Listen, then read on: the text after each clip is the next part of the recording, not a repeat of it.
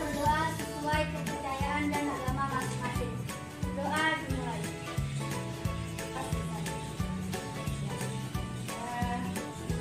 Terima kasih.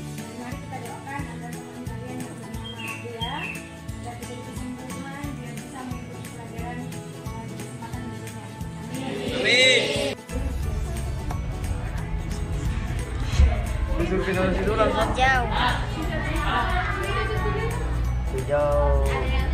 Hijau berbiru.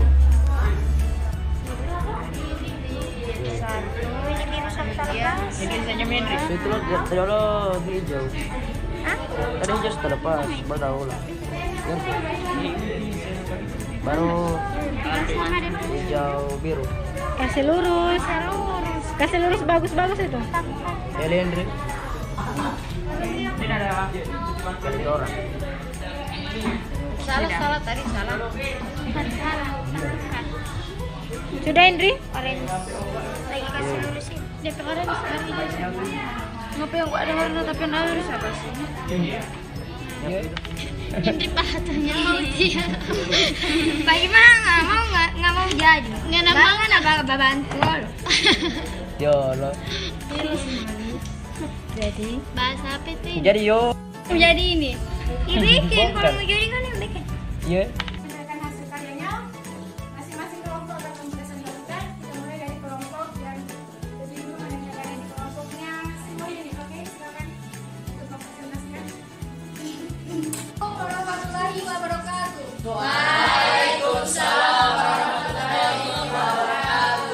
Baiklah, saya perwakilan dari kelompok 3 akan mempresentasikan hasil kerja kelompok kami.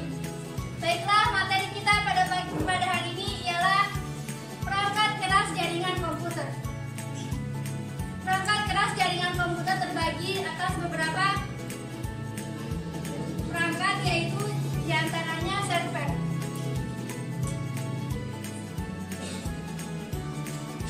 Server berfungsi. Dari teman-teman kalian, ada yang bisa memberikan kesimpulan untuk pembelajaran pada ini? Oke, silakan Indri.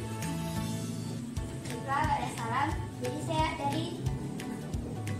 dari pembelajaran kita pada hari ini, saya dapat menyimpulkan bahwa jaringan komputer merupakan sekumpulan komputer yang saling terhubung dan saling bekerja sama untuk mencapai satu tujuan.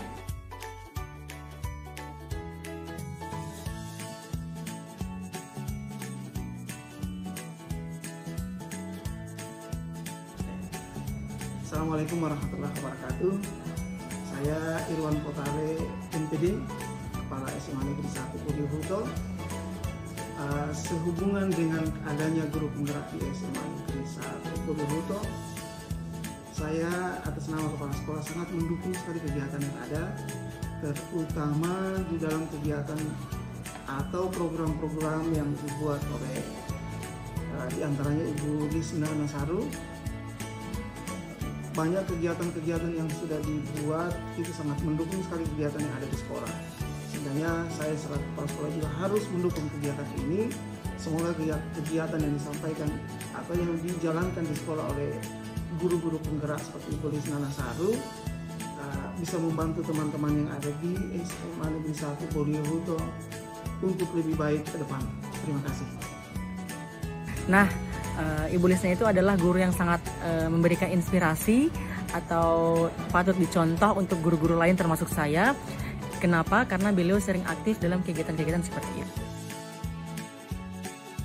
Ya, sebagai guru penggerak, saya melihat Ibu Lisna memperkenalkan sekaligus mengajarkan semua profil pelajar Pancasila dalam setiap kegiatan baik di sekolah maupun di setiap proses pembelajarannya kepada saya dan teman-teman.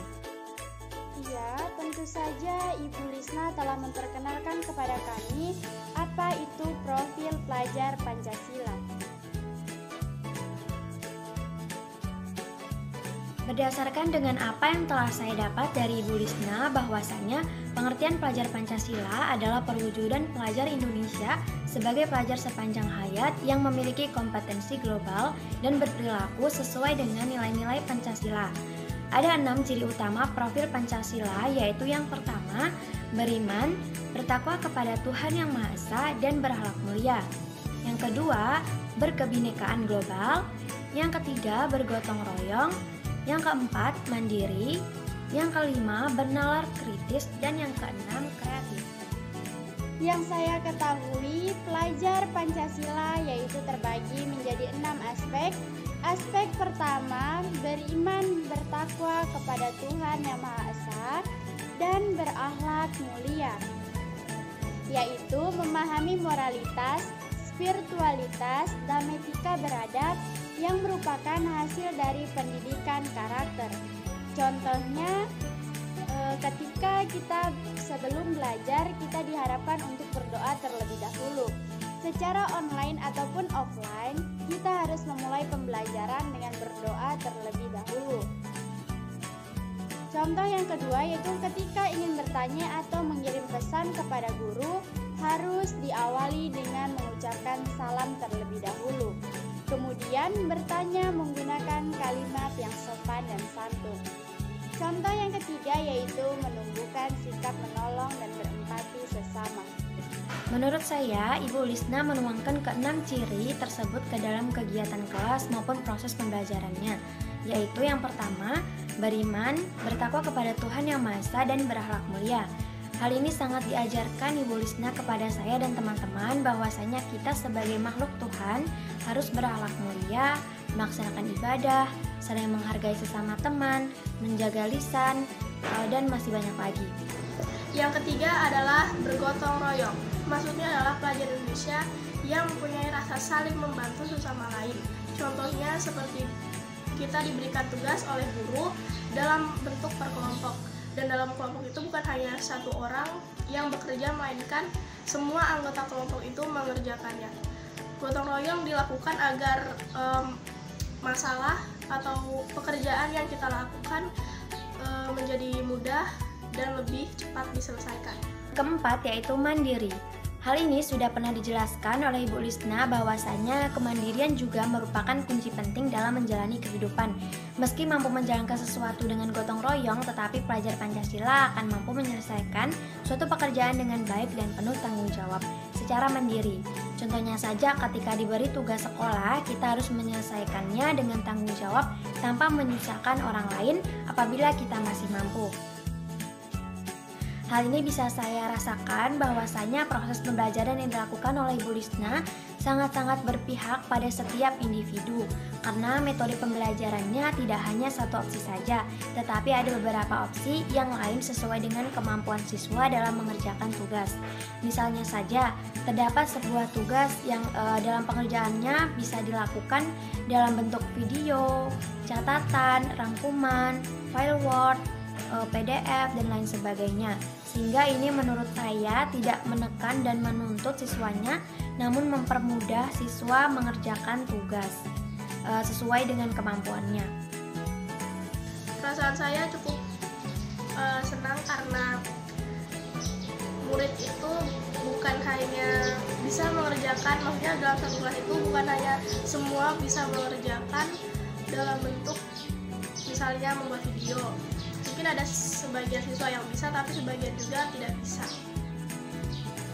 Jadi dengan adanya pembelajaran seperti ini lebih memudahkan siswa dalam mengerjakan tugasnya, mau itu dalam bentuk video, mencatat, atau file-file seperti itu.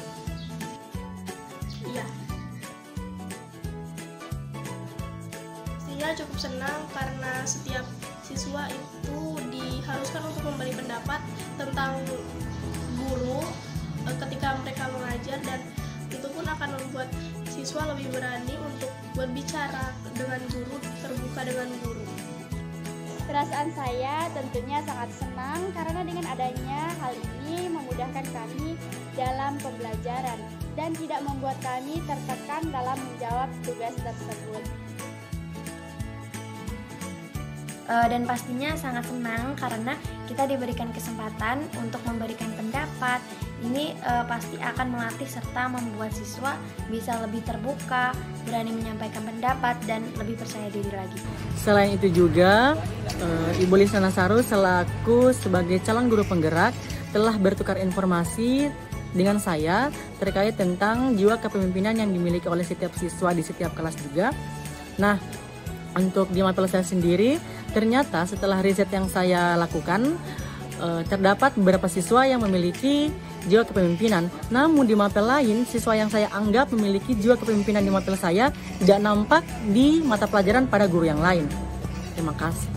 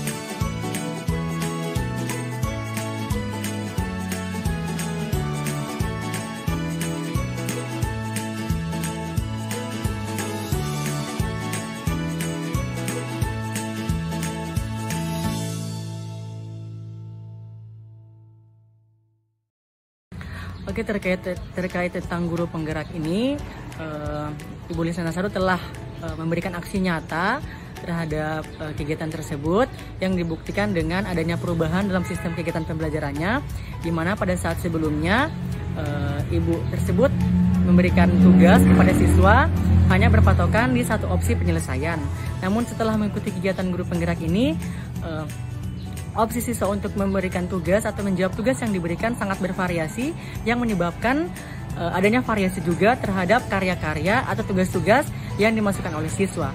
Di samping itu juga siswa itu sendiri dilatih atau timbul atau adanya lagi sikap kepemimpinan dari siswa tersebut setelah adanya implementasi atau kegiatan nyata dari kegiatan guru penggerak ini.